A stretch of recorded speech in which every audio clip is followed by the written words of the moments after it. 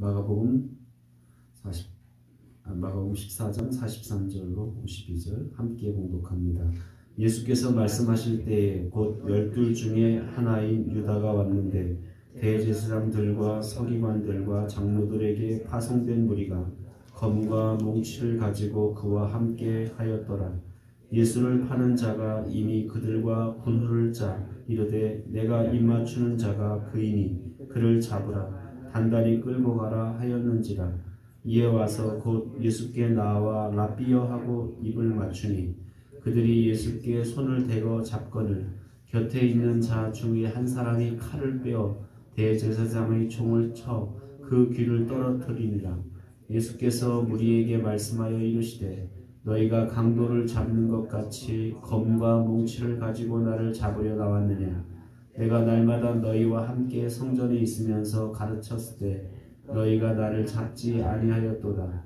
그러나 이는 성경을 이루려 함이니라 하시더라. 제자들이 다 예수를 버리고 도망하니라. 한 청년이 벗은 몸에 베옷이불을 들고 예수를 따라가다가 무리에게 잡히매 베옷이불을 버리고 벗은 몸으로 도망하니라. 아멘. 하나님은 겉으로 드러난 우리의 모습이 아니라 정말 내 속에 감춰진 진짜 나의 모습을 주님은 보기를 원하고 발견하기를 원하십니다. 우리가 살아가면서 이렇게 다른 사람의 시선을 많이 의식하잖아요. 다른 사람이 나를 어떻게 봐줄까. 그래서 그런데 하나님이 우리를 보시는 것은 다른 사람들이 나를 어떻게 봐주느냐가 중요한 게 아니라 하나님이 나를 보시는 관점은 내 중심을 보신다 그랬다. 그러니까 내 중심이라는 건 사람들에게는 어떨 땐 감추어져 있어요. 잘 드러나질 않아요.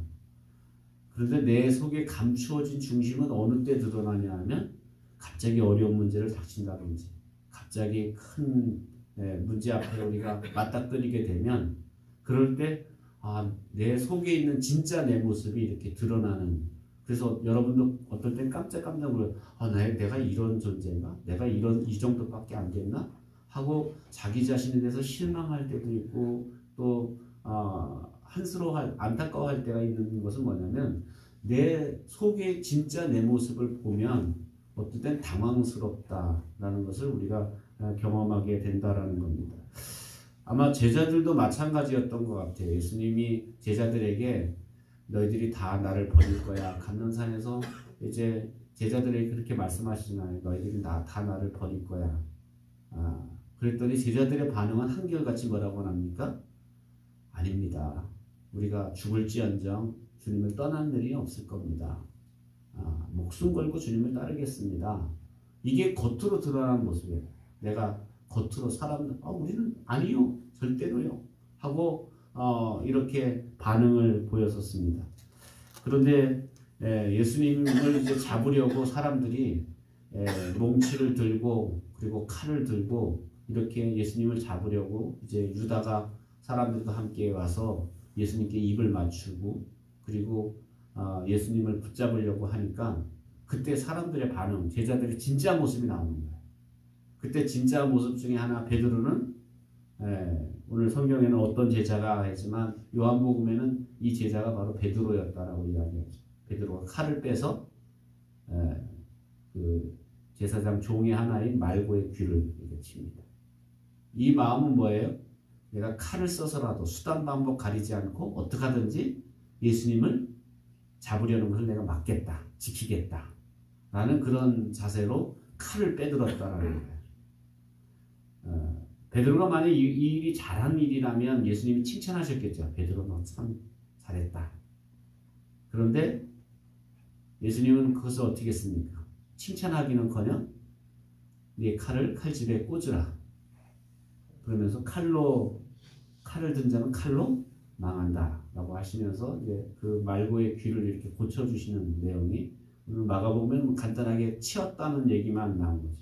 그러니까 이렇게 예수님을 잡으려고 할 때 칼을 들어서라도 수단 방법 가리지 않고 예수님 내가 지키겠다 라는 그것이 어떻게 보면 베드로의 모습이었다라는 거예요.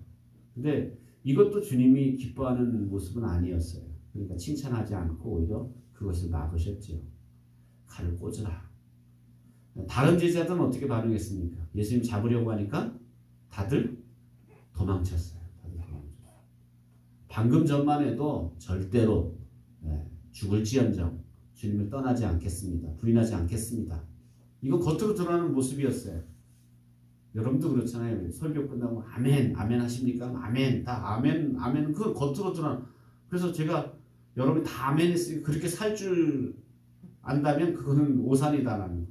아멘 했는데 그건 겉으로 드러난 모습이고 실제로 내가 삶 속에서 나가서 어려움을 당해보면 정말 그때 진짜 내 모습이 나온다라는 거예요.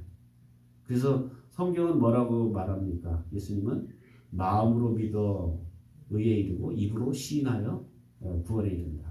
예, 사실 입으로 시인하는 건 겉으로 드러난 모습이야. 그것도 물론 중요해요. 그런데 사실은 속이 마음으로 믿는 것이 굉장히 중요하다. 중심의 모습이 굉장히 중요하다라는 것을 말씀하게 됩니다. 그래서 만약 예수님이 감람산에서 너희들이 다 나를 버릴 거야. 그리고 내가 갈릴리에서 너희를 보겠다. 라고 이렇게 말씀하신 걸 주의 깊게 듣고 그랬더라면 그들이 그래서 그 말을 듣고 그러면서 주님이 함께 기도하자고 그랬을 때 시험 들지 않으려면 깨어서 기도하라고 하셨을 때 정말 제대로 기도했더라면 이런 일이 벌어졌을 때 주님이 기뻐하는 뜻대로 그러니까 거기서 엎드려서 기도하면서 주님 우리가 우리가 주님 버린다고 하는데 이런 버린 상황이 오면 내가 어떻게 해야 됩니까? 하고 기도하면서 충분히 준비했더라면 이렇게 칼을 휘두르고 다 도망치고 이런 일은 벌어지지 않았을 거라는 거예요. 대부분 우리가 충분히 기도하지 않기 때문에 충분히 주님께 여쭙고 주님의 뜻을 주님의 뜻을 알기보다는 그냥 내 얘기만 계속 한 거야. 하나님 앞에. 하나님 나 이렇게 하고 싶어요. 이렇게 제발 해주세요. 이렇게 안 해주면 안 돼요. 하고 하나님 앞에 내 얘기만 했지 주님 내가 어떻게 해야 돼요? 주님 내가 이런 상황이 벌어지면 내가 어떻게 행동해야 돼요? 어떻게 하는 게 주님을 기뻐하는 뜻이에요? 그러니까 참 기도라는 건 뭐라 그랬어요? 내가 원하는 대로 되지 않고 하나님 아버지 원하는 대로 되어지는 것. 이게 기도라 그랬어요. 그래서 하나님 아버지가 원하는 게 뭔가를 찾고 구했더라면 제자들이 이렇게 어려움 당해도 이렇게 함부로 칼을 휘두르거나 다 도망치거나 이런 일들이 벌어지지 않았을 것이다라는 거예요. 그래서 우리가 내가 원하는 것을 선택하지 않고 하나님이 원하는 것을 선택하고 내가 기뻐하는 것을 선택하지 않고 하나님 기뻐하는 일을 선택한다면 여러분 삶을 통해 뭐가 나타날까요? 여러분이 어떤 일을 하시든지 어떤 것을 결정하든지 이제 내가 원하는 대로 하지 않고 하나님 원하는 대로 할 거야. 이제는 내가 원하는 대로 말하지 않고 하나님 원하는 대로 말할 거야. 내가 원하는 대로 행동하지 않고 하나님 원하는 대로 행동할 거야. 이렇게 하나님 원하시는 대로 하기 시작하면 어떤 일이 벌어질까요? 하나님 원하는 대로 여러분이 막 살아. 세상에 나가서 가정에 가서 하나님 원하는 대로 살아. 여러분 원하는 대로 살지 않고 어떤 일이 벌어질까요? 내가 원하는 대로 살지 않고 아버지가 원하는 대로 살면 어떤 일이 벌어질까요? 그때 나타나는 게 뭐냐면 하나님께 영광이 올려져요. 하나님께 영광이 올려져요. 먹든지 마시든지 여러분이 하는 일을 통해 내가 원하는 대로 하지 않고 하나님 원하는 대로 하면 하나님의 영광이 나타나요. 그럼 하나님께 영광이 나타나면 우리에게는 어떤 좋은 일이 생길까요? 나에겐 은혜와 축복이 임해요. 이게 바로 성경의 원리고 신앙의 원리입니다. 근데 우리는 거꾸로 자꾸 살아요. 내가 원하는 대로 자꾸 하려고 그래요. 내가 원하는 대로 말하고 내가 원하는 대로 결정하고 내가 원하는 대로 살아요. 그게 어떻게 보면 뭐 세상 사람은 그렇게 살잖아요. 그런데 너희는 그렇게 살지 말아야 된다는 거예요. 세상 사람은 그렇게 살아. 아버지 영광과 상관없어. 그런데 우리가 정말 하나님 먹든지 마시든지 하나님 영광을 위해 살려면 이제부터는 내가 원하는 대로 살지 않고 하나님 원하는 대로 살아야 돼. 근데 이거는 기도하지 않으면 그렇게 살 수가 없어요. 충분히 내가 기도하고 준비하지 않으면 그렇게 살 수가 없어. 그래서 예수님은 야 제발 깨어 있어라. 제발 기도해라. 시험에 들지 않으려면 제발 기도해라 라고 하셨던 이유는 충분히 기도하고 하나님 원하는 걸 찾으라는 거예요. 그렇지 않으면 자꾸 내가 원하는 대로 살기 때문에 하나님 영광이 안 나타나. 그러니까 밤낮 살아도 하나님 영광을 드러내지 못하니까 영광이 드러나야 나에게 은혜와 축복이 임하는데 영광을 드러내지 않으니까 여러분 쉽게 생각하면 여러분의 자녀가 나가서 행동하는 것마다 부모님께 자꾸 칭찬을 듣게 해. 아유 자식 참 잘 길렀어요. 애들 교육 잘했어요. 어떻게 애들이 이렇게 잘해요. 칭찬을 받으면 부모는 뭐가 있으면 자꾸 자녀에게 해주고 싶고 주고 싶어요. 근데 반대로 나가니까 계속 욕만 들어. 애들이 왜 그래요? 그 애들은 어떻게 있길래 그렇게 애들이 그런 행동을 해요? 아이고 아주 못됐네. 이런 얘기를 들으면 뭐가 주머니에 나가요? 아니면 자꾸 잔소리를 하게 될까요? 잔소리를 하게 되고 싫은 소리를 하게 되겠죠. 그러니까 영광이라는 건 바로 그런 거예요. 우리가 세상 속에서 야 정말 하나님 믿는 사람 다르다. 하나님 믿더니 정말 달라졌다. 이런 얘기 하나님께 칭찬 그런 얘기를 들으려면 내가 원하는 대로 살지 말고 하나님 원하는 대로 살아야 돼. 그렇게 하나님 원하는 대로 살면 아버지의 영광이 드러납니다. 여러분의 삶이 하나님의 영광을 드러내는 그래서 하나님이 뭘 기뻐하실까? 하나님이 어떻게 사는 걸 기뻐하실까를 생각하고 하나님께 영광을 돌리는 그런 생애가 되도록 충분히 기도하시고 충분히 하나님 뜻을 찾으세요. 하나님 내가 어떻게 살아야 될까요? 어떻게 기도해야 될까요? 어떻게 하나님 앞에 나가야 될까요? 어떻게 오늘 하루 내가 살아야 될까요? 를 여러분 충분히 기도하고 준비하고 그렇게 한순간을 살더라도 그렇게 살아야 그것이 하나님께 영광이 돼요.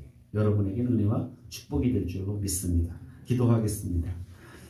말씀을 기억하면서 내가 겉으로 드러난 내 모습이 아니라 속에 내 마음의 중심으로 정말 참된 믿음으로 하나님 앞에 나가게 해달라고 기도하고 또 여러분 자신의 기도 제목을 놓고 기도합니다. 사랑과 은혜가 풍성하신 하나님